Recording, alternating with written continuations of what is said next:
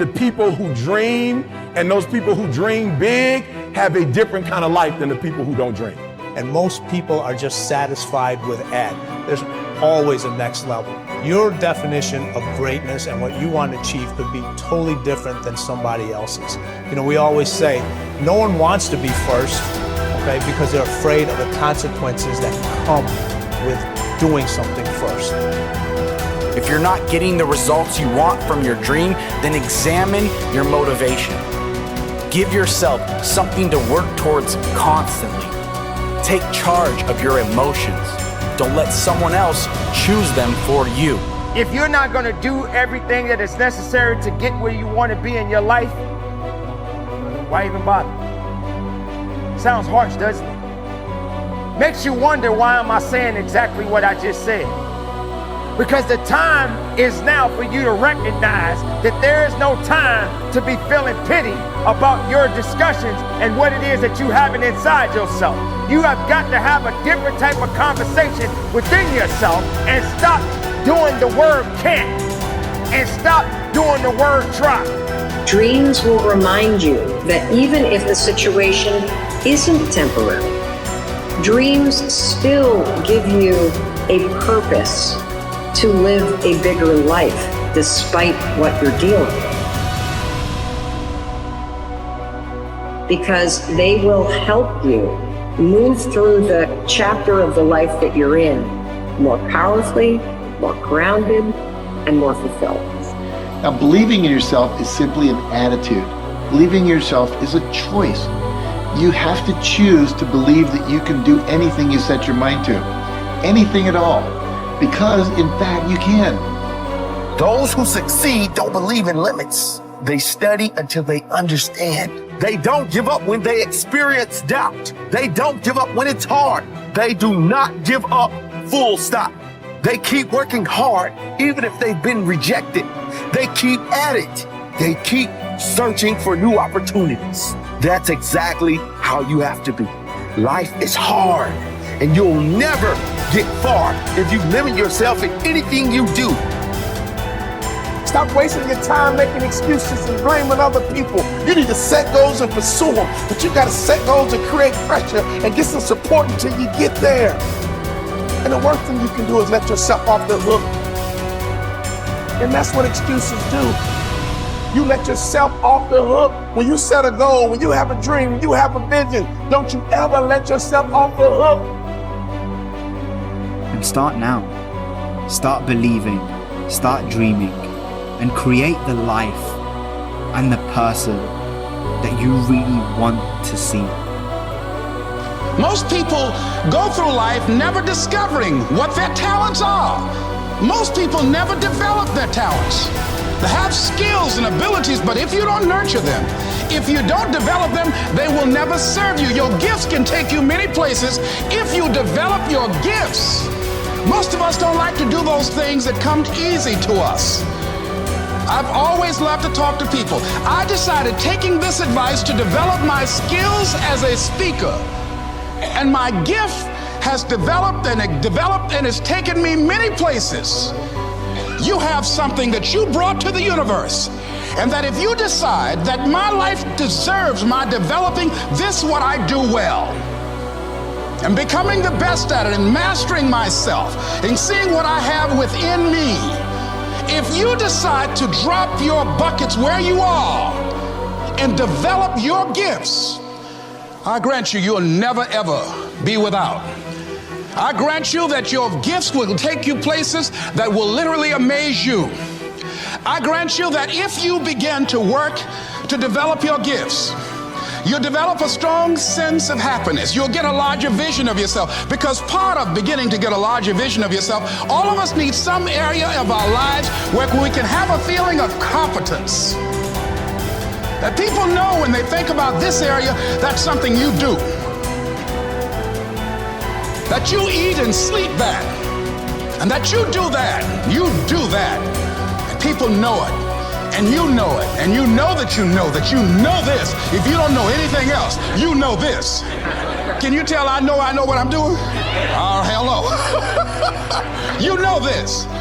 So you've got to work on it. When other folk are having a good time, you've got to have the strength of character to concentrate, to read, to digest information. If you decide in any particular area that you're concerned about, to make a conscious, deliberate, determined effort to read one book a month in that area, in 5 years, you'll be among the top 5% experts in the world. I read a minimum of 2 books a week. The average American reads only 1 book a year. If you decide that area that you love, that you are going to master that particular area, in this era of accelerated change, overwhelming complexity, and tremendous competition, as you begin to develop and expand your skills and your talents and your vision of yourself, you will always be in control of your destiny. It is in the nature of things that some people will be more successful and happier than others. Some people will make more money, have better lives, enjoy greater fulfillment and satisfaction, have happier relationships, and contribute more to their communities. Others will not. The most important single quality that you can develop in a time of rapid change is the quality of flexibility.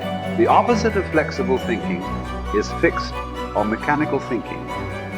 The opposite of approaching life with an open mind is to react automatically and predictably in every situation. The opposite of flexibility is an unwillingness to change in the face of new information or circumstances. The quality of flexibility is therefore essential if you want to do and have more than the average person. Today, perhaps the most important factor affecting your life is the speed of change.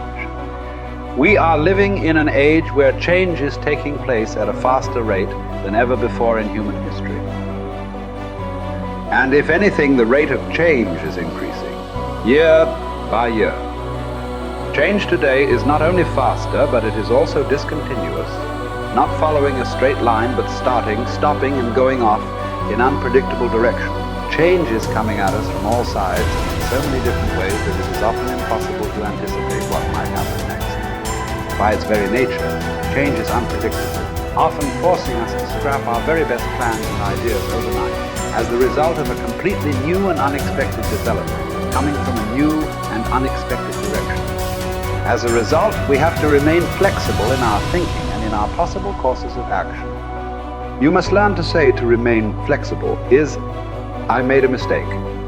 It is amazing how much time, energy, and money is wasted because someone's ego is so large that they will not admit they have made a mistake, even one that is obvious to everyone around them. Once you say, I was wrong or I made a mistake, the issue is largely over.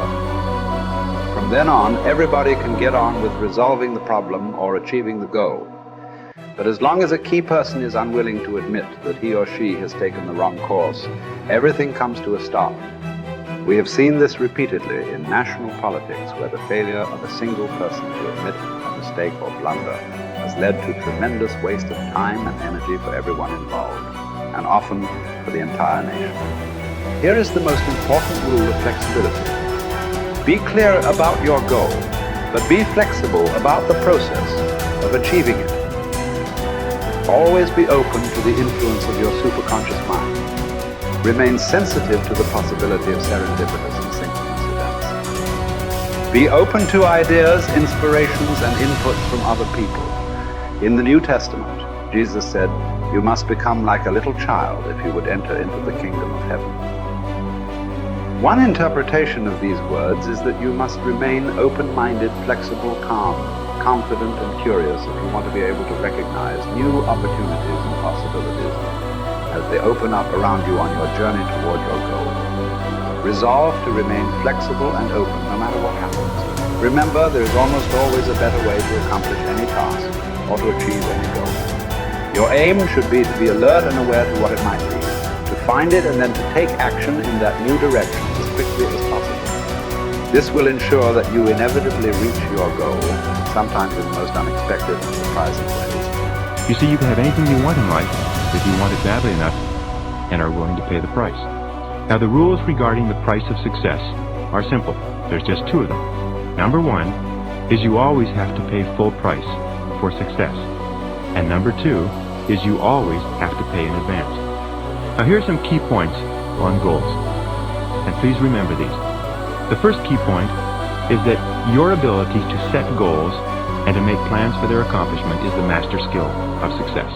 The development of this skill requires continual practice and serious personal work, something that only the top 5% will discipline themselves to do. You see, setting goals is hard. Setting goals requires delaying gratification. Setting goals means taking some time aside and sitting down and really thinking through what it is you want in each area of your life. And because this is difficult, most people won't do it. Number 2, your goals must be congruent with your basic values. Your self-esteem comes from engaging in activities and working toward goals that are consistent with what you believe to be good and right and important. Take some time to think through what you believe in, and then structure your goals in harmony with your innermost convictions. What are your basic values in life? What would you live for? What would you fight for? What would you sacrifice for? What would you die for? What are the most important things to you in life? And are your goals, are your daily activities congruent with those values?